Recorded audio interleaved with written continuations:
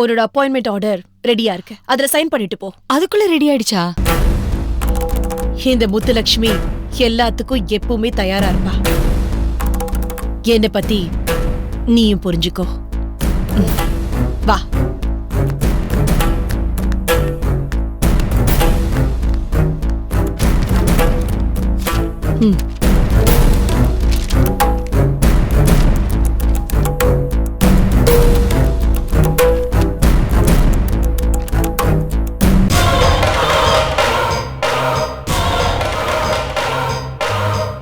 படிச்சது போதும், போற்றி கையெழுத்த. அந்த கஸ்தூரி அன்னைக்கு என் கையால செத்தா. அவ வாரிசு நீ.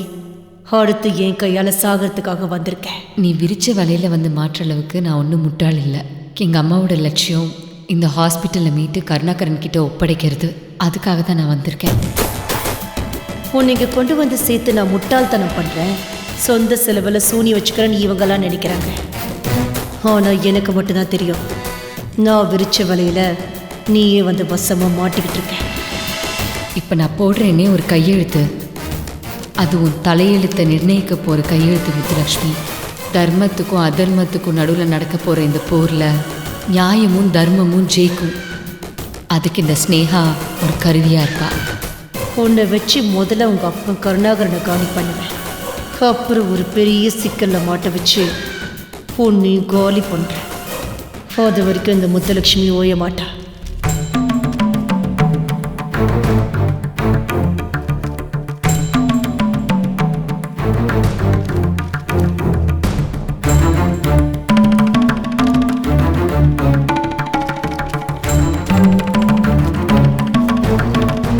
Appointment order. Thank you ma'am. தயாலா, ஹாஸ்பிட்டல் சுத்தி காட்டு போ. ஸ்னேகா, இப்ப ஸ்வீட் எடுத்துக்கலாம்ல? Let's share this happy moment. Thank you ma'am. ஓ,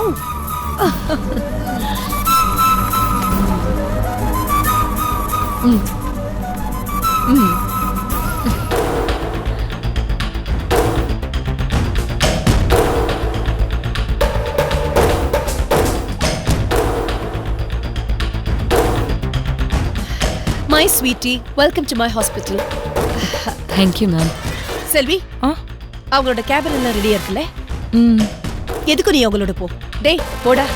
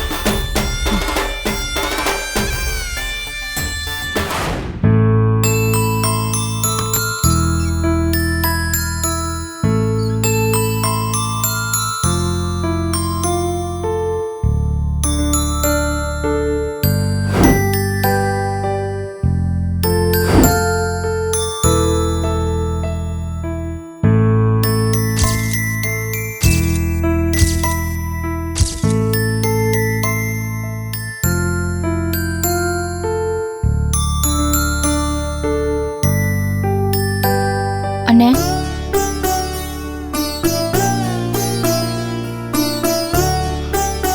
மா, ஜுரம் எப்படி இருக்கு கொஞ்சம் பாருமா.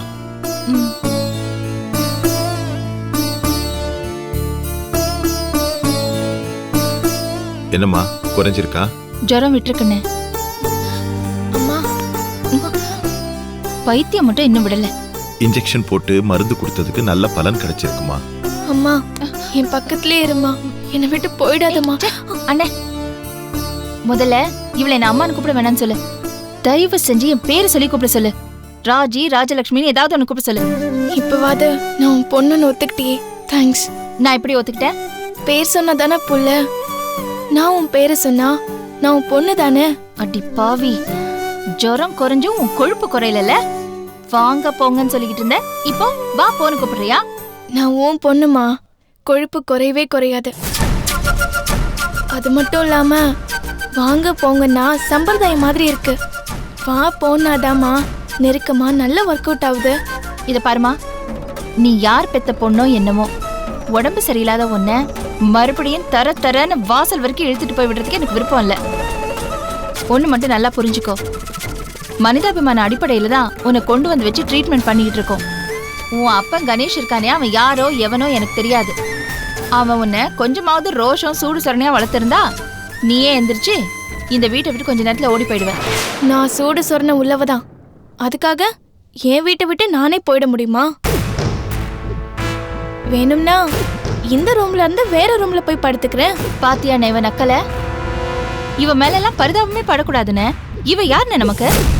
ரோட்ல என்னவா கடந்தா நமக்கு என்னென்ன? எதுக்கு நான் இவ்வளவு வீட்டுல கூட்டிட்டு வந்து ட்ரீட்மெண்ட் பண்ணிட்டு இருக்க? கொஞ்சம் பொறுமையா இருமா. நீ அவகிட்ட சொல்லுனே. அப்படிலாம் பேசாதம்மா, ரிலாக்ஸா இரு. அண்ணே பாரு. அம்மா அப்படி இல்லம்மா. நல்லா இப்படி எடுத்து விடு, காமிக்கிறாரு.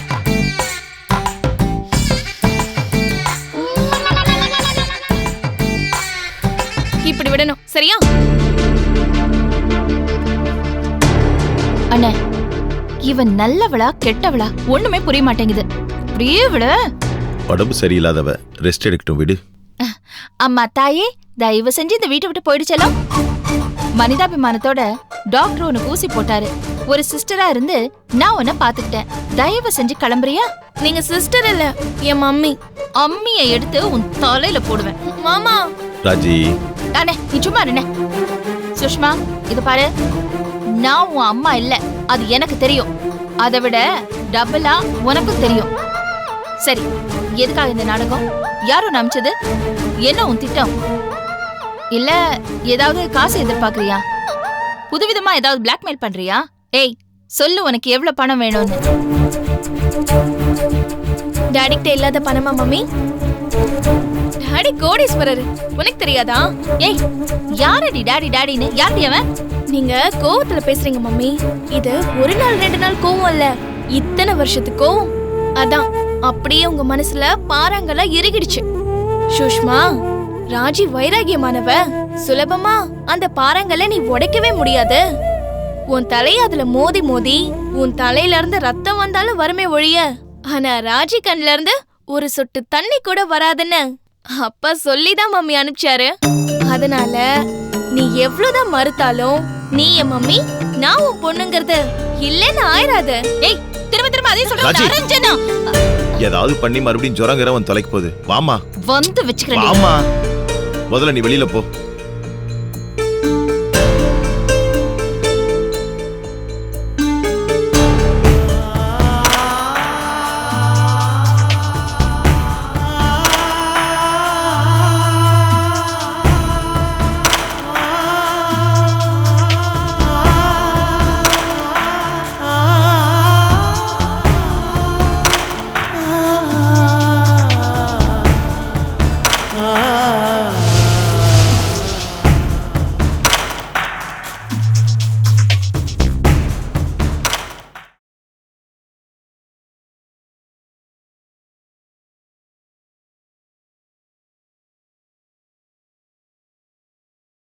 பிரியா, பிரியா, பிரியா, பிரியா, பிரியா. பிரதீப், நான் பிரதீப் இல்ல, சஞ்சய். டேய் கடுப்பேத்தாதரா, சாப்பிடவா? சாப்பாடுலாம் ஒன்றும் வேணாம். இங்க பாரு, நீ பிரதீப், நான் உன் அம்மா, இது உன் பாட்டி. பிரியா. டேய் பிரியா உன்னோட கேர்ள் ஃப்ரெண்டுடா. பிரியா, பிரியா. என்னம்மா இவன் இப்படியே பிரியா பிரியான்னு ஜபம் பண்ணிக்கிட்டு இருக்கான்? ரொம்ப டார்ச்சர் பண்றாமா நம்மள. ஒழுங்கா சாப்பிட மாட்டேங்கிறான், தூங்க மாட்டேங்கிறான். இழைச்சி எப்படி துரும்பா போயிருக்கான் பாருங்க. ஆமாமா. இவனை கைய புடிமா, இழுத்துட்டு போய் சாப்பாடு கொடுக்கலாம். பிரதீப் வாடா, வாடா, சாப்பிட வாடா. வாப்பா, உன்னை என்ன பண்றேன் பாரு. அட பிடிக்காத வா. வாடா, சாப்பிட கூட உனக்கு வலிக்குதா? நான் கேட்டேன். உத்ரா, உத்ரா, ஏன் அப்படியே உன்னை டார்ச்சர் பண்ற? Uncle, uncle please save me. நாங்க ஒண்ணு அவனை டார்ச்சர் பண்ணல. இவன் பிரியாவை பார்க்காத வரைக்கும் நல்லா தான் இருந்தான். இப்போ ஒரே அடியா முத்திருச்சு மாப்ள. இப்ப அவனுக்கு பிரியாவை தவிர வேற எந்த சிந்தனையும் இல்லங்க. பிரியா பிரியான்னு புலம்பிக்கிட்டே இருக்கான். பிரியா என் பிரியா. பாத்தீங்களா, இது இப்படியே போச்சுன்னா இவனை ஹாஸ்பிட்டல்ல தான் அட்மிட் பண்ணி ஆகணும். அப்ப கூட பிரியா நர்சிங் ஹோம்ங்கிற பேர் இருந்தாதான் இவ அட்மிட் ஆவான் போல இருக்கு. அந்த அளவுக்கு முத்தி போச்சு மாப்ள. இவனை மீட்டு கொண்டு வருவோங்கிற நம்பிக்கை எனக்கு கொஞ்சம் கொஞ்சமா குறைஞ்சுகிட்டே வருதுங்க. ஏதாவது பண்ணுங்க. நான் என்ன பண்ண முடியும்? இவன் தான் பிரியா வந்தபோது அவன் மயக்கம் போட்டு பயந்து ஓடுற அளவுக்கு பண்ணிட்டானே. எப்படிமா அவளை திருப்பி கூட்டிட்டு வர முடியும்? இதெல்லாம் சிகிச்சையில ஒரு பகுதி மாப்ள. அவளை மறுபடியும் ஒரே ஒரு தடவை. வாய மூடு. அனாவசியமா இன்னொரு பொண்ணோட வாழ்க்கையில விளையாட நான் திருப்பி அவளை அழைச்சிட்டு வருவேன்னு நினைச்சு கூட பார்க்காத நீ. உன் புள்ள இப்படியா இருந்தா கூட பரவாயில்ல. நீ என்னங்க பேசிட்டு இருக்கீங்க நீங்க? அவன் நம்ம பிள்ளைங்க, கொஞ்சமாவது மனசு வைங்க. ஏற்கனவே ரிஸ்க் எடுத்து அந்த பொண்ணை அவன் வீட்டுக்கு தெரியாம இங்க கூட்டிட்டு வந்தோம். இதெல்லாம் வெளியே தெரிஞ்சு மீடியாக்கு தெரிஞ்சதுன்னா என்ன நாரா கிழிச்சு தோரணமா தொங்க விடுவாங்க. அந்த பொண்ணோட வாழ்க்கையே நாசமாயிடும். பெரிய மனசு பண்ணுங்க மாப்ள. என்ன பெரிய மனசு பண்ணணும்? அவங்க வீட்டுல என்ன நடக்குதுன்னு உங்களுக்கு தெரியுமா? ஏதோ ராகவனை காணோம்னு சொல்லிக்கிட்டு இருக்காங்க. அப்புறம் அவங்க வீட்டுல ஏற்கனவே புயல் அடிச்சிட்டு இருக்கு. இந்த நேரத்துல நம்மளால அந்த வீட்டுல சூறாவளி வரணுமா? இவனால அந்த பிரியாவுக்கு ஏதாவது விபரீதம் ஆச்சுன்னா அவங்க அண்ணன் தம்பிங்க நம்மள நடுரோட்ல நிக்க வைப்பாங்க. எனக்கு தெரியாம நீங்க 2 பேரும் ஏதாவது பண்ணீங்க, அப்புறம் நான் மனுஷனா இருக்க மாட்டேன். அவ்வளவுதான். மாப்ள பிரியா போது நிறுத்துறா. நான் உனக்கு தகப்படா இருந்து கூட உன்னை காப்பாத்த முடியாதுடா. நீ அவ்வளவு பாவம் பண்ணிட்ட. என்னால வேலை கொஞ்சம் கூட கான்சென்ட்ரேட் பண்ண முடியலம்மா. தினமும் உன் நிலைமையை நினைச்சு நான் மனசுக்குள்ளேயே ஆகிறேன். என்ன நீ நேரா அழுதுற? என்னால முடியல. என்னங்க நீங்க அழுதுகிட்டு இருக்கீங்க? நானும் சராசரி மனுஷன் ருத்ரா. என்னால பிரியாவை இன்னொரு முறை கூட்டிட்டு வர முடியாது. ஏன்னா என்னோட நிலைமை பொறுப்பு அப்படிமா. என்ன நடக்குதோ நடக்கட்டும். I'm sorry. என்ன மன்னிச்சிரு. அங்கிள் பிரியா, அங்கிள் பிரியா பார்க்க போலாமா?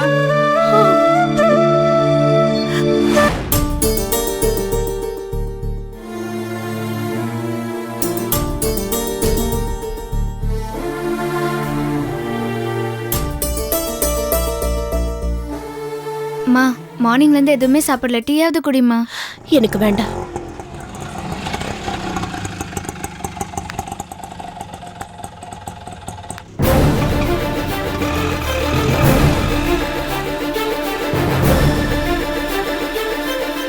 அத்த, வா உமா.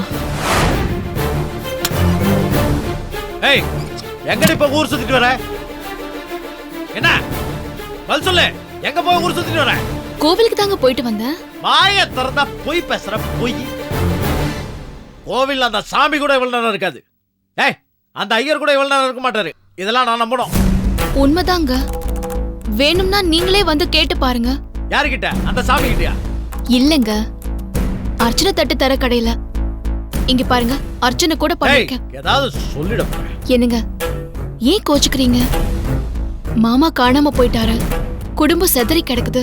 அத்தை அழுதுட்டு இருக்காங்க. மாமா கிடைக்கணும், உங்களுக்கு ஒரு நல்ல வேலை கிடைக்கணும், இப்படி எல்லாம் வேண்டணும்னு ஆரம்பிச்சா வேண்டுதெல்லாம் இல்ல. பிரகாரத்துல அடி பிரதர்ஷனம் பண்ண ஆரம்பிச்சிட்டேன். என்னையே மெய் மறந்துட்டேங்க. அந்த மயிலாப்பூர் கபாலீஸ்வரர் கோவில் எவ்வளவு பெருசு. காலெல்லாம் வலி தாங்கல, ரத்தமே வர ஆரம்பிச்சிருச்சுங்க. நின்னு நின்னு உட்காந்து உட்காந்து கொஞ்சம் கொஞ்சமா வேண்டுதல நிறைவேற்றிட்டு வரேன். உனக்கு நான் சொல்றது புரியுதா? என்ன உமா, நீ இல்ல எவ்வளவு பெரிய குழப்பம் நடந்தது தெரியுமா? நான் இல்லாம குழப்பமா? ஆகாதே. என்னது? ஒண்ணும் இல்ல. என்னங்க குழப்பம்? சரவணனும் மீனாவும் மறுபடியும் வீட்டுக்குள்ள வந்துட்டாங்க. எங்க அம்மா மேல அக்கறை, ஆட்டுக்குட்டி மேல அக்கறைன்னு டிராமா போட்டு போறாங்க. இந்த வீட்டுல தனி ஆள நின்று அடிச்சு வெளியே தரத்துக்குள்ள போதும் ஆயிடுச்சு.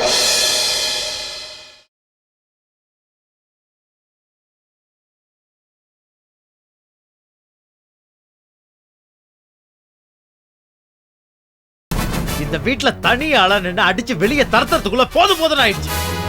அது அப்படியா? என்னத்தமா சொல்றது? யார குறை சொல்றது?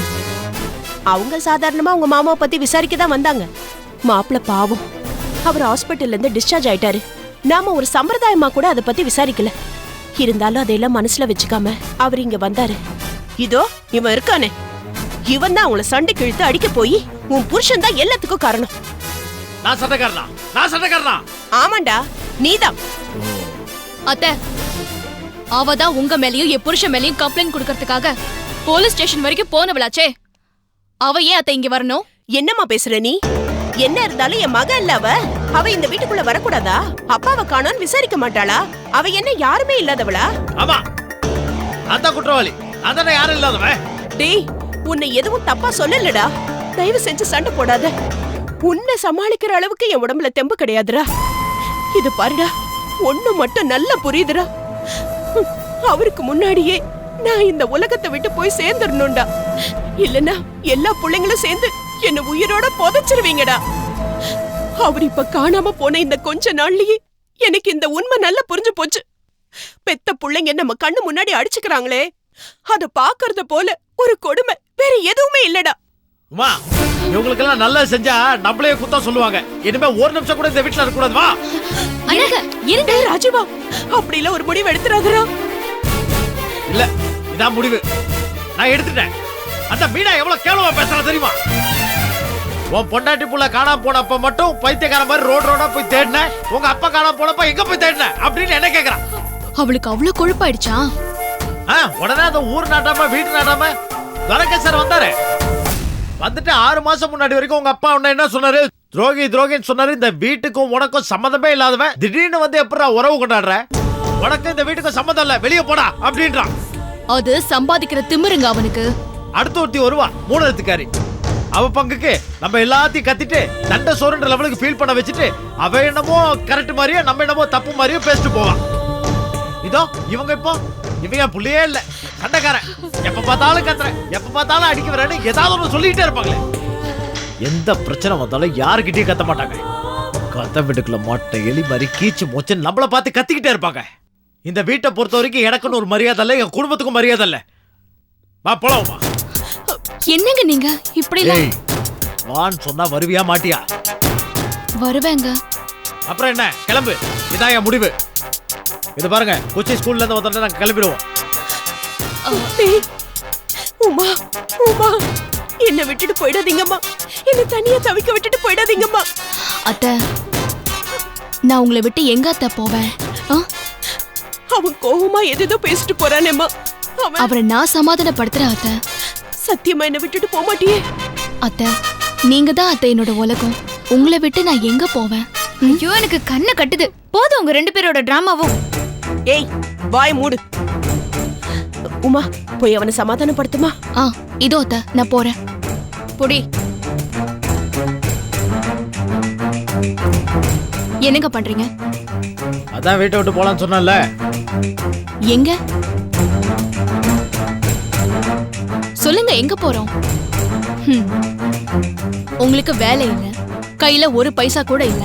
உங்க பொண்ணு சொகுசா வளர்ந்தவ. உங்க பொண்டாட்டிக்கு சோறு போட்டாகணும். சொல்லுங்க, எங்க போலாம்? யார் நமக்கு ஆதரவு கொடுப்பாங்க? ஏதாவது வழி கிடைக்கும். எங்க அப்பா வீட்டுக்கு போலாமா? அப்போ மீனா வீட்டுக்கு போலாமா?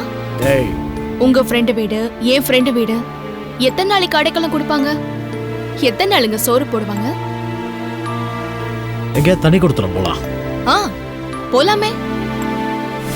மினிமம் வாடகை 10,000, அட்வான்ஸ் 1 லட்சம், இல்லனா அட்லீஸ்ட் 50,000. தனி கொடுத்தன ஆரம்பிக்கிறதுக்கு அது ஒரு 5 லட்சம். டிவி, ஃப்ரிட்ஜ், வாஷிங் மிஷின் இல்லாம இப்ப எந்த நடுத்தர குடும்பமும் கிடையாதே. குடிசைகள்ல கூட டிஷ் ஆண்டனா வச்சுதான் டிவி பாக்குறாங்க. அப்புறம் சாப்பாட்டுக்கு என்ன வழி? குழந்தைக்கு மாசமான ஃபீஸ், வீட்டு வாடகை இதெல்லாம் கட்டணுமே. ஒண்ணு பண்ணுவோம், கோவிலுக்கு போயிட்டு உண்டை கட்டி வாங்கி சாப்பிடலாமா? சொல்லுங்க, நான் ரெடி. அதான் தினம் தினம் கோயிலுக்கு போய் எல்லா கோயிலும் பழக்கம்தான். அதுவும் வேண்டாமா? சரி, நடு ரோட்ல படுத்து பிச்சை எடுத்து சாப்பிடலாமா?